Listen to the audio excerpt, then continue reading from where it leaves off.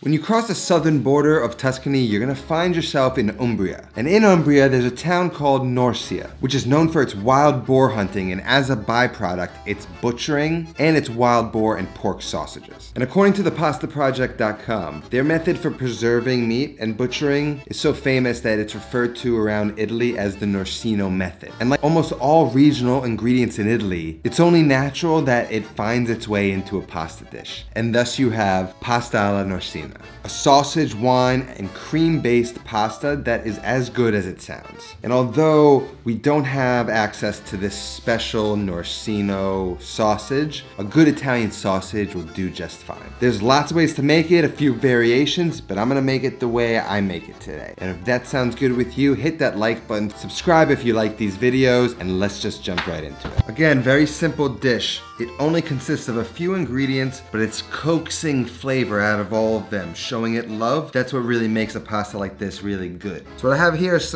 3 cloves of garlic. I'm gonna treat them the true Italian way and just sort of smash them, leave them whole, and just cook them in the oil, infuse the oil while we cook this meat. And you can take them out at the end. I've got 2 cups of cream. I've got about a ½ pound of Italian sausage, about a ½ glass of wine. That looks like a full glass to me. Pecorino Romano is the cheese. Parmigiano Reggiano is not what is called for in this recipe. I've got some good bread because this is a recipe that just screams for some good bread at the end. And I've got some penne is the shape that I'm gonna go. You can go with rigatoni, but we're gonna go with penne today. If you wanna pick up some of the pasta that I like to use, I'm gonna leave a link down in the description. And we don't really have much to prep. All I'm gonna do is grate my cheese and smash my garlic. We can head on over to the stove. I'm gonna make this recipe with a ½ pound of pasta. So this recipe is gonna be like a half recipe. If you're gonna make this for 4 people, just double the recipe. You know how I like my cheese grated. Use a sheet tray to catch all of the inevitable excess that runs off.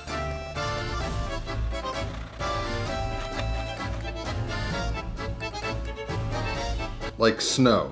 This is the best way to grate Parmigiano and Pecorino cheese. The way you get there is with this grater. Grater's new. This KitchenAid one comes with one of these little things that store it. I really like that. Now over to the stove. But before we get cooking, I just want to get my air purification system in place. And if you saw my last video, you're going to understand why. I've got a pot of salted water coming up to a boil alongside a wide pan on medium heat with some olive oil. Now I go and grab my garlic and my sausage. My intention is to brown the garlic in the oil first and infuse it. But like the ding dong that I am, I confused myself and added the sausage first without even realizing it, which is fine. We'll fix that in a minute. Season the sausage with salt and break it up into crumbles with a flat-bottomed wooden spoon so that they can brown and develop more flavor and allow it to disperse better in the sauce at the end. Right about now I realized I made the mistake, so I added a touch more oil and then added the garlic. Ugh.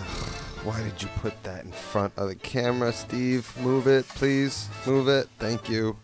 Now, since I kept the garlic whole with the intention of browning them first, but didn't, I now want to make sure they brown and caramelize in unison with the sausage and infuse them with flavor. So I'm just going to break them up a little bit.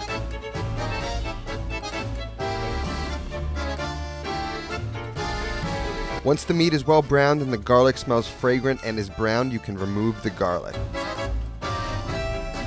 Now turn off the heat if you have a gas stove and add the wine. Heat back on and reduce that wine until it's almost gone. At this point, when the meat's brown and the wine's in, I'm about 10 minutes away from wrapping up this dish, so I'm gonna add the pasta now. It cooks in about 11 minutes, and I'm gonna pull it at around 8 minutes and finish it in the sauce. The wine should be about fully reduced by now. I'm gonna kill the heat and let the pan cool a second. It's a bit too hot to add cream. After a second, go ahead and add that cream, get the heat back on medium to low heat, and bring to a simmer and reduce until thickened. You may find it's gonna need seasoning at this point, but hold off because the pecorino is really salty and we're about to add that. I'm just gonna pop some bread in the oven, which I'm gonna inevitably forget about. And after about 8 to 9 minutes of cooking, I'm gonna add the pasta to the sauce while reserving the pasta water and finish cooking the pasta by marrying it with the sauce for the final 2 minutes of cooking. The pasta is gonna be absorbing the sauce in this moment as it finishes cooking. If it tightens up too much, you're gonna add a little bit of pasta water and work it back in. You're gonna keep doing that until the pasta is perfectly al dente. Then kill the heat and work in a few handfuls of the pecorino cheese, tossing and stirring quickly to avoid it melting improperly and becoming stringy. Make any final consistency adjustments with pasta water and plate immediately with some extra pecorino on top and some fresh cracked black pepper.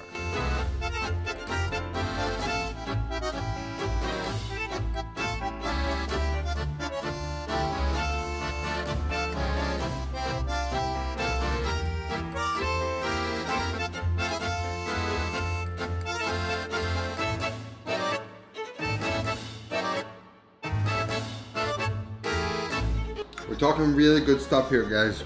Intense pork flavored cream with the wine that's reduced. Pecorino cheese brings out the flavor. It seasons the dish. You gotta be careful with the salt because you gotta know when you add that pecorino that's got so much salt in it, you really have to dial back the amount that you add yourself. It's really good, guys. Go make this right now. I'm gonna finish this bowl. That's all that I have. I'll see you next time. Until then, take care of yourself and go feed yourself.